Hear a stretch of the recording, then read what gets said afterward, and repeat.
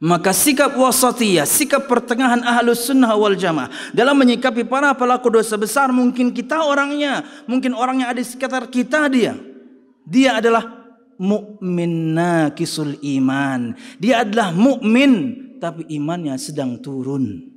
Dia mukmin tapi imannya sedang jatuh.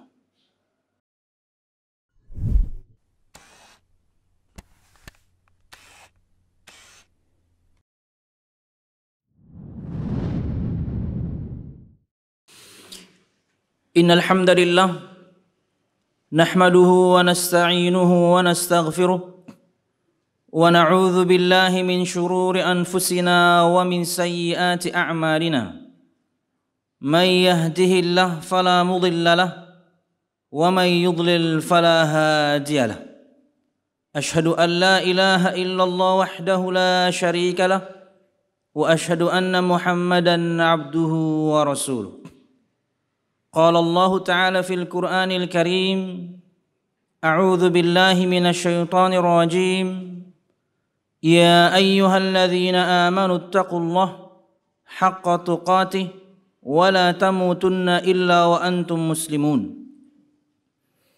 يا أيها الناس اتقوا ربكم الذي خلقكم من نفس واحدة وخلق منها زوجها وبث منهما رجالا كثيرا ونساء واتقوا الله الذي تساءلون به والأرحام إن الله كان عليكم رقيبا يا أيها الذين آمنوا اتقوا الله وقولوا قولا سديدا يصلح لكم أعمالكم ويغفر لكم ذنوبكم ومن يطع الله ورسوله فقد فاز فوزا عظيما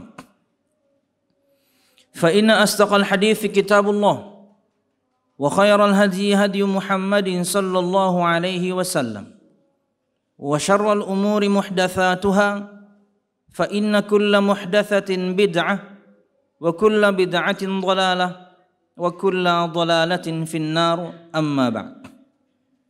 Hadirin jamaah Jumat rahimakumullah. Alhamdulillah, segala puji dan syukur marilah kita haturkan kepada Allah Subhanahu wa ta'ala. Kemudian salawat serta salam semoga selalu tercurahkan kepada junjungan besar Nabi kita Muhammad sallallahu alaihi wasallam, juga beserta para sahabatnya, keluarganya, dan segenap kaum muslimin yang selalu istiqamah berpegang teguh dengan Islam sampai hari kiamat kelak. Hadirin jamaah Jumat rahimakumullah. Pada kesempatan khutbah kali ini kita ingin mengulang satu prinsip di antara prinsip-prinsip dasar akidah Islam, akidah Ahlus Sunnati wal Jamaah, khususnya berkaitan dengan sikap pertengahan yang harus kita miliki terhadap para pelaku dosa besar. Karena bisa jadi pelakunya adalah kita, bisa jadi pelakunya adalah orang-orang yang ada di sekitar kita. Maka tidak boleh kemudian kita memiliki sikap yang terlalu berlebihan, juga kemudian sebaliknya jangan juga terlalu meremehkan. Tapi sebelum masuk pada bahasan itu, ada dua prinsip dulu yang Ilun sampaikan berkaitan dengan iman. Yang pertama berkaitan dengan definisinya, bahwasanya iman itu adalah tasdiqun bil qalbi wa nutqun bil lisani wa amalun bil arkan. Iman itu adalah keyakinan yang ada di dalam hati, pelafalan pelafalan dengan lisan, dan kemudian praktek yang dilakukan oleh anggota badan. Nabi Muhammad sallallahu alaihi wasallam bersabda dalam hadis yang dikeluarkan Imam Muslim, menceritakan tentang landasan dari definisi ini. Kata beliau sallallahu alaihi wasallam, al-imanu bid'un wa sab'una syu'bah, awwaluha qawlu la ilaha illallah wa adnaha imatatul adha 'anit tariq wal haya syu'batun minal iman. Kata Nabi Muhammad sallallahu alaihi wasallam, iman itu terbagi menjadi 73 cabang lebih. dan yang paling tingginya adalah perkataan la ilaha illallah, dan yang paling rendahnya adalah menyingkirkan duri atau gangguan dari jalan, dan malu adalah bagian dari iman. Inilah hadis yang melandasi akan prinsip yang disebutkan oleh para ulama bahwasanya iman itu keyakinan yang ada di dalam hati, kemudian dilafalkan dengan lisan dan dipraktekkan dengan anggota badan. Anda beriman, maka Anda harus beramal. Ketika Anda beramal, itu bukti iman Anda. Karena iman dan amal selalu berbarengan datangnya dalam firman Allah. Selalu Allah gandengkan, selalu bersama. Sama seperti selalu digandengnya, dirikanlah salat dan tunaikanlah zakat. Sama seperti selalu digandengnya, esakanlah Allah dan berbaktilah pada orang tua. Maka perkara iman dan amal saleh, ia selalu berbarengan. Prinsip kedua, bahwasanya iman itu bertambah dan berkurang. Bertambah dengan ketaatan dan berkurang dengan kemaksiatan. Allah Subhanahu wa taala berfirman dalam surah Al-Fatah ayat 4, Huwallazi anzala as-sakinata fi qulubil mu'minin liyazdadu imanan ma'a imanihim. Dialah Allah Subhanahu wa taala yang telah menurunkan ketenangan, ketentraman di hati-hati orang-orang yang beriman. Karena kala itu mereka mau perang. Supaya apa? Allah berfirman, liyazdadu imanan ma'a imanihim, agar iman mereka bertambah di atas keimanan mereka yang sudah ada. Syekh Al-Utsaimin rahimahullah ta'ala berkata mengomentari ayat ini, bahwasanya dalam ayat ini ditunjukkan kepada kita bahwasanya iman itu bisa bertambah. Maka sebuah kelaziman, kata beliau, jika sesuatu itu bisa bertambah, maka kapan-kapan dia bisa berkurang. Inilah prinsip akidah Ahlus Sunnah wal Jamaah. Nabi Muhammad sallallahu alaihi wasallam bersabda, "Kullu bani Adam khata' wa khairul khata'in at-tawwabun." Semua anak Adam itu selalu bersalah, selalu berdosa. Kata khata' itu bukan satu kali bersalah, satu kali berdosa, tidak. Khata' itu menunjukkan akan selalu terulangnya dosa. Semua kita melakukan. Ada yang besar, na'udzubillah, dan juga tentunya ada yang kecil. Kata Nabi Muhammad SAW, semua anak Adam itu khata', selalu melakukan kesalahan, selalu melakukan dosa, bahkan mungkin dengan dosa dan kesalahan yang sama. Tapi kata beliau sallallahu alaihi wasallam, wa khairul khatta'in at-tawwabun, dan sebaik-baik orang yang bersalah atau selalu bersalah, selalu berdosa adalah yang bertaubat kepada Allah Subhanahu wa taala. Maka ketika Allah Subhanahu wa taala berikan kita waktu, ruh masih dikandung badan, matahari belum terbit dari barat, bertaubatlah kepada Allah Subhanahu wa taala, karena begitu banyak dosa yang telah kita lakukan. Kata Nabi Muhammad SAW, Inna Allah yaqbalu taubatal abdi ma lam yugharghir. Sesungguhnya Allah Subhanahu wa taala menerima taubat seorang hamba selama dia belum yugharghir. Yugharghir adalah ketika ruh sudah sampai kerongkongan. Di mana ketika sudah sampai kerongkongan, kemudian seorang beriman sudah terlambat. Seperti berimannya Fir'aun kepada Tuhannya, Musa dan Harun, Allah Subhanahu wa taala, sudah terlambat. Ruh untuk kita semua, alhamdulillah, masih dikandung badan. Ini persyaratan secara individu. Tapi ada yang secara umum, yaitu sebelum matahari terbit dari barat. Kata Nabi Muhammad SAW, Inna Allah yaqbalu taubatal abdi man taba qabla an tatlu'a asy-syamsu min maghribiha taballahu alaih. Kata Nabi Muhammad SAW, barang siapa yang bertaubat sebelum matahari terbit dari barat, Allah menerima taubatnya. Jamaah Jumat rahimakumullah, berkaitan dengan dosa, maka sering kita mendengar istilah dosa-dosa besar. Maka definisi yang paling mudah untuk memahaminya adalah perkataan sahabat Ibnu Abbas radhiyallahu anhu dan juga kemudian diikuti oleh tabi'in. Di antara mereka ada Al-Imam Al-Hasan Al-Basri rahimahullah ta'ala. Mereka menyebutkan bahwasanya al-kabair kullu ma khatama Allah subhanahu wa ta'ala biqaulihi fil Qur'an binarin aw bighadabin aw bila'natin aw bi'adzab.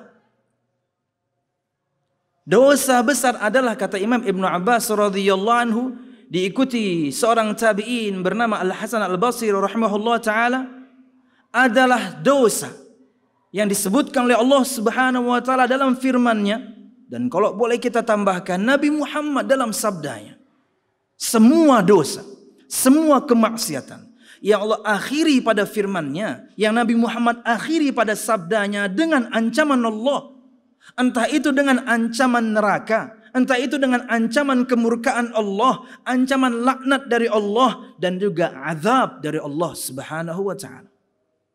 Jadi di ayat manapun, di hadis yang pian baca, hadis apapun, kalau misalnya ada ancaman-ancaman, baik itu dalam firman Allah atau sabda Nabi Muhammad SAW, kemudian di ujungnya atau mungkin bahkan di awalnya, diawali dengan ancaman-ancaman berikut ini, yaitu neraka Allah, murka Allah, laknat dari Allah, azab Allah, yakinlah itu dosa besar yang harus kita jauhi, yang harus kita tinggalkan. Begitu banyak firman Allah subhanahu wa ta'ala, juga sabda Nabi Muhammad SAW yang menerangkan tentang hal tersebut. Ulun ambil salah satu contoh di antaranya. Sabda Nabi Muhammad SAW dalam Sahih Muslim, kata beliau sallallahu alaihi wasallam, "Thalathun la yukallimuhumullahu yaumal qiyamah wa la yanzuru ilaihim wa la yuzakkihim wa lahum 'adzabun alim." Ada 3 orang yang nanti di hari kiamat tidak Allah akan ajak bicara, tidak Allah akan lihat kepadanya, tidak akan Allah sucikan dirinya, dan untuknya azab yang sangat pedih. Perhatikan poinnya. Ada ancaman azab. Tapi kan disebutkan di awal. Kemudian kata Nabi Muhammad SAW, "Al-usyaymitu zani, wal-a'ilul mustakbir, wal-malikul kadzab." Orang yang sudah tua tapi pezina, orang yang kemudian miskin tapi sombong, dan seorang pemimpin yang pendusta. Fokuslah kepada perkara zinanya, perkara sombongnya, dan kemudian dustanya. Tapi kalau misalnya zina ini, sombong ini, dusta ini, sebenarnya motivasi melakukannya sudah lemah karena dia tua, lemah untuk berzina.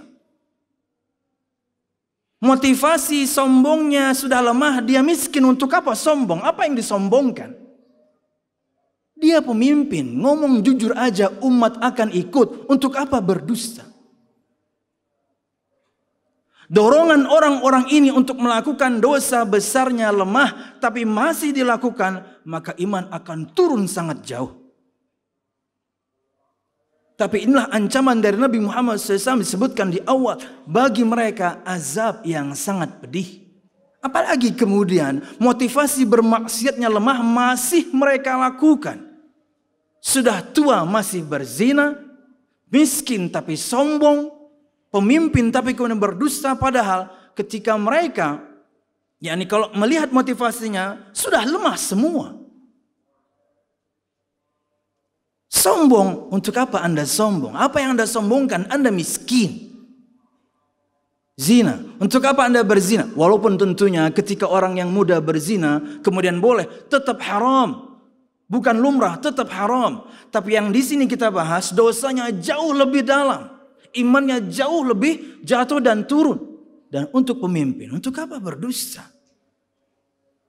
Rakyat ini ikut Anda, bawahan ini ikut Anda. Anda Anda berbicara jujur, mereka mendengarkan Anda. Untuk apa bohong? Motivasinya lemah untuk berdusta. Maka imannya akan jauh turun ke bawah. Ini contoh yang menyebutkan tentang definisi yang kita sebutkan dari Imam Ibnu Abbas radhiyallahu anhu. Maka poin yang terakhir berkaitan dengan kemudian bagaimana sikap kita Bisa jadi na'udzubillah kita melakukan dosa besar itu. Mungkin kemudian orang tua kita melakukannya, pasangan kita, anak kita, teman kita. Bagaimana kemudian kita bersikap? Karena ancaman Allah Subhanahu wa taala berlaku untuk kita dan juga kaum muslimin. Insyaallah kita akan sebutkan di khutbah yang kedua. Aqulu qauli hadza wa astaghfirullah li wa lakum wa lisairil mu'minin fastaghfiruhu innahu huwal ghafurur rahim.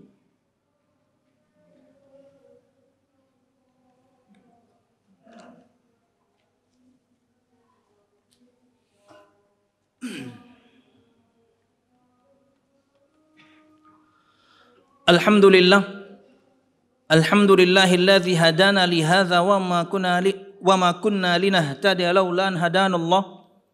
Wassalatu wassalamu ala asyrafil anbiya wal mursalin Muhammad sallallahu alaihi wasallam wa ala alihi wa ashabihi ajma'in. Alladzi harabal batil wa ayyadal haqq wa tamasar radha'il wa ahyal fadha'il wa tammama makarimal akhlaq wa hadan nasa ila siratim mustaqim siratal ladzina an'ama Allahu 'alaihim minan nabiyyin was-siddiqin wasyuhada'i was-salihin wa hasuna ulaika rafiqa. Hadirin jamaah Jumat rahimakumullah. Maka pada khutbah kedua kita ingin sebutkan inti bahasan kita, yaitu sikap pertengahannya ahlus sunnah dalam perkara para pelaku dosa besar. Karena bisa jadi pelakunya kita, bisa jadi pelakunya orang terdekat kita. Maka kita harus adil dalam bersikap, karena mereka juga pasti mengharapkan keadilan itu. Bagaimana kita menyikapi mereka? Maka ahlus sunnati wal jamaah, prinsip kita berkaitan dengan para pelaku dosa besar ini adalah sikap pertengahan. Tidak berlebihan seperti orang-orang Khawarij dan juga kemudian Mu'tazilah. Juga tidak terlalu meremehkan seperti orang-orang Murji'ah. Di mana orang-orang Khawarij dan Mu'tazilah mengatakan bahwasanya iman itu harus ada 100% atau tidak ada sama sekali. Gak ada itu iman naik turun. Ada atau tidak ada. Ketika seorang kemudian melakukan salah satu dosa besar, maka bagi orang Khawarij ini, bagi orang Mu'tazilah ini, keluar dari Islam. Karena iman itu harus ada atau tidak ada sama sekali. Maka sekali seorang muslim melakukan dosa besar, apapun itu bentuknya, keluar dari Islam. Ini berlebihan, ini ghulu. Juga bukan seperti orang-orang Murji'ah yang sangat meremehkan perkara dosa. Karena bagi mereka yang namanya iman cukup diyakini di hati, maksimal dilafalkan dengan lisan, gak perlu beramal. Cukup yakini kewajiban ini dan itu, amalnya gak usah. Akhirnya bagi mereka yang soleh dan yang tidak sama, yang taat dan yang tidak sama, bahkan muslim dan kafir sama. Bagaimana bisa disamakan? Sesama muslim saja tidak bisa kita samakan. Sekarang saja kita melihatnya, ya, kita sedang Jumatan di luar sana, terlepas dari orang mungkin musafir, ada yang memilih enggak Jumatan, muslim dia. Anda misalnya menjalankan salat berjamaah 5 waktu di masjid, yang lain buru-buru kemudian salat, enggak salat dia, muslim, sama, enggak bisa sama. Ada yang kemudian yakni memasang ya wakernya untuk bangun subuh, bahkan mungkin 4. Handphonenya dia nyalakan alarmnya, di arlojinya dia nyalakan alarmnya. Kemudian di mana lagi? Istrinya dia pesani, bangunkan saya setengah jam atau 1 jam sebelum azan.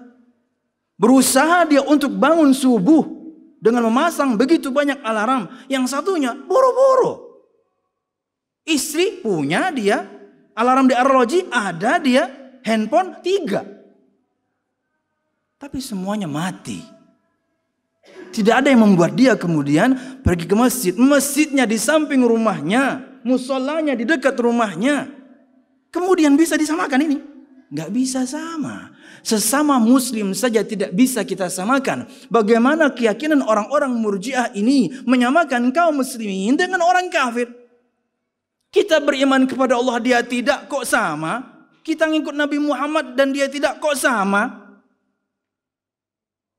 Dan akhirnya berkaitan dengan para pelaku dosa besar. Bagi mereka, orang yang berdosa itu enggak apa-apa. Karena iman itu di hati. Mereka mengatakan kama la yanfa'u ma'al kufri ta'ah fala yadhurru ma'al imani ma'siyah. Sebagaimana tidak bermanfaatnya bersama kekafiran sebuah ketaatan, orang kafir taat percuma. Orang kafir ngeluarin zakat percuma. Anda masuk Islam dulu baru zakat Anda bermanfaat. Orang kafir kurban percuma. Anda masuk Islam dulu baru kemudian kurban Anda bermanfaat. Kata mereka sebagaimana tidak bermanfaatnya bersama kekufuran sebuah ketaatan, maka bersama keimanan kemaksiatan pun tidak bermadarat. Waduh. Jadi orang muslim bermaksiat tuh nggak apa-apa, karena orang kafir taat juga percuma kan? Ini terlalu meremehkan perkara. Orang kalau sudah prinsip seperti ini, akhirnya dia dosa sana sini, yang kecil, yang besar, yang penting yakin. Rusak kalau begitu agama ini. Ahlus sunnah tidak seperti itu. Tidak berlebihan, tidak juga mengurangi, tidak melampaui batas sampai mengkafirkan, tidak juga kemudian meremehkan sampai menganggap muslim kafir sama, yang tak dan yang tidak sama. No.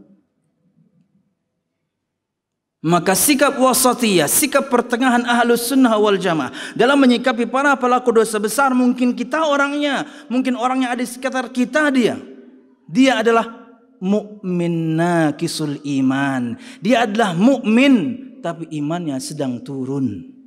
Dia mukmin tapi imannya sedang jatuh. Cinta kita kepada dia karena dia mukmin muslim. Benci kita kepada dia karena dia bermaksiat. Lalu orangnya kita ingkari maksiatnya. Kemudian kita ingkari maksiatnya, nasihati orangnya, tutupi aibnya. Karena bisa jadi orang itu kita. Maka kita ingin sikap itu ada pada kita atau diberikan kepada kita. Anda bersikap adil seperti ini kepada orang lain pelaku dosa besar, suatu saat Anda melakukan dosa besar, maka kaum muslimin akan bersikap yang sama. Mereka tetap cinta karena Anda muslim, tapi mereka benci karena Anda bermaksiat. Tapi mereka akan ingkari maksiat Anda, mereka akan nasihati Anda, dan aib Anda akan mereka tutupi. Itulah sikap yang benar. Sikap pertengahan, semua kita mengalaminya. Tidak berlebihan, tidak mengurangi, tidak melampaui batas, tidak juga meremehkan, tengah-tengah. Maka para pelaku dosa besar adalah mukmin naqisul iman, mukmin yang imannya kurang, mukmin yang imannya sedang turun. Tetap cinta kita kepada mereka karena dia adalah muslim, benci kita kepada mereka karena dia bermaksiat. Kita ingkari maksiatnya, kita nasihati orangnya, dan aib tersebut tutupi. Karena suatu saat mungkin kita juga punya aib dengan dosa besar itu. Bukan malah disebar-sebarin. Inilah sikap ahlus sunnah wal jamaah, pertengahan. Tidak berlebihan, tidak mengurangi, tidak melampaui batas, tidak juga kemudian yakni menganggap biasa dosa besar. Wallahu a'lam bishawab. Ini yang bisa saya sampaikan berkaitan dengan sikap pertengahan ahlus sunnah wal jamaah terhadap orang-orang atau para pelaku dosa besar. Mungkin kita orangnya, mungkin orang-orang tersebut ada di sekitar kita. Ketika kita adil bersikap kepada orang lain, orang pun akan adil bersikap kepada kita suatu saat. Wallahu a'lam bishawab. Allahumma qsim lana min khasyatika ma tahulu bihi bainana wa baina ma'siyatik, wa min ta'atika ma tuballighuna bihi jannatak, wa min al-yaqini ma tuhawwinu bihi alaina masa'ib ad-dunya, wa matti'na Allah bi asma'ina wa absarina wa quwwatina abadan ma ahyaytana, waj'alhu al-waritha minna waj'al tha'rana 'ala man zalamana ya arhamar rahimin. Rabbana hab lana min azwajina wa dhurriyyatina qurrata a'yunin waj'alna lil muttaqina imama. Rabbana la tuzigh qulubana ba'da idh hadaitana wa hab lana min ladunka rahmah innaka antal wahhab. Allahumma inna nas'aluka husnal khatimah wa na'udzu bika min su'il khatimah ya arhamar rahimin. Allahumma inna nas'aluka al-jannata wa ma qarraba ilaiha min qawlin aw amal, wa na'udzu bika minan nari wa ma qarraba ilaiha min qawlin aw amal. Rabbana atina fid dunya hasanah wa fil akhirati hasanah wa qina adzabannar. Subhana rabbika rabbil izzati amma yasifun, wassalamun alal mursalin walhamdulillahi rabbil alamin. Aqimis shalah. kasih. Jazakumullah khairan wa barakallahu fikum. Video ini dibuat atas partisipasi dari donasi Anda. Semoga menjadi amal jariah bagi Anda semuanya.